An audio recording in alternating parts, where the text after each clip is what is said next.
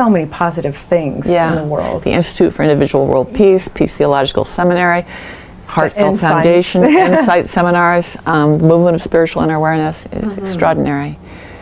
And he took on the name John Roger. His name was Roger Hinkins when he had a death experience, a clinical death experience, and he came back with the consciousness of John the Beloved. And I've been to the Museum of, the Metropolitan Museum of Art, and seen a painting of Christ and John the Beloved from the 15th century, and it was J.R., it was John Roger, the same curly reddish brown hair, the same cheeks and chin and mouth and eyes. And I wrote him a letter. I said, I mean, were you really there? And he said, yes. You know, so that you can believe that or not, but that's my belief. Why do you think you never married or had children? Well, I did get married twice. Once to Michael Jarrett, who was a musician, and when I wanted to get off drugs and become initiated and ordained by John Roger, he didn't, and so the two didn't match. And so they're very short-lived. Yeah, very short-lived. And Mark Hebert, I married when I was going around the country teaching insight acting workshops, and I met him in Florida, and he couldn't stand the idea of living in LA or New York, which I had to be for my career and my teaching. I couldn't endlessly tour, or I didn't want to. And anyway, and then I fell in love with Bob Dylan when I was 18 or something. I met him when I was 21, and then it was sort of like I followed him. He moved to LA, I moved to LA. And I was just always in love with Bob Dylan. And so I met him in '75. And so I'd have to say that the most exciting relationship in my life, although I haven't seen him in a long time. But for a while we were very close in the 70s and the late 80s and the late 90s. And I can find myself, this is my ego, but I can find myself in certain songs.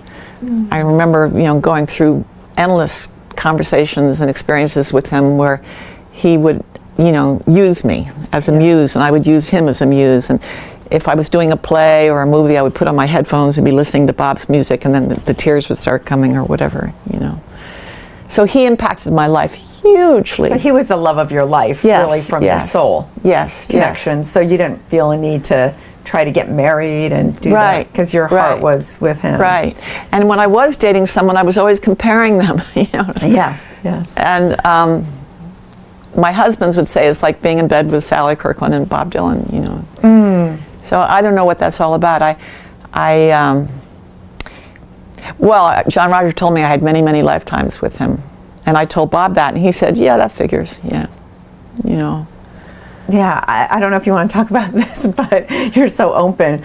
Since you were a young girl, when did you lose your virginity? And weren't you with like almost many extraordinary actors? Yeah. Did you read that somewhere? You told me that on the Wilbur Falls set. I did? Yeah. You've got a good memory. Yeah.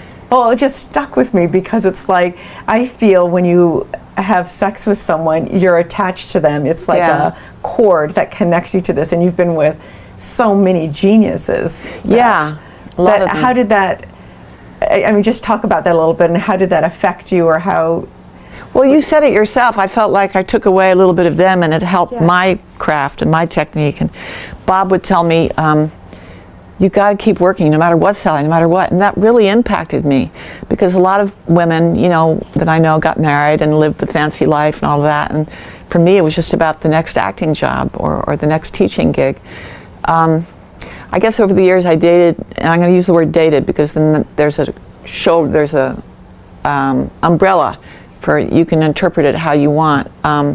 When I was in my 20s, Bobby De Niro and briefly Maximilian Schell and Angelina's father, John Voight, and Dustin Hoffman, and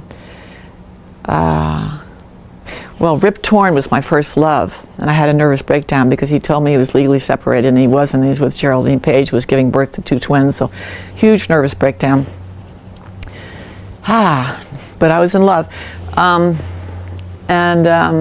Oh God, there are many. Kris Kristofferson. I just got lucky, and I was a fox, you know. When I was younger, I was a fox. I would just look at somebody with my eyes, and I could like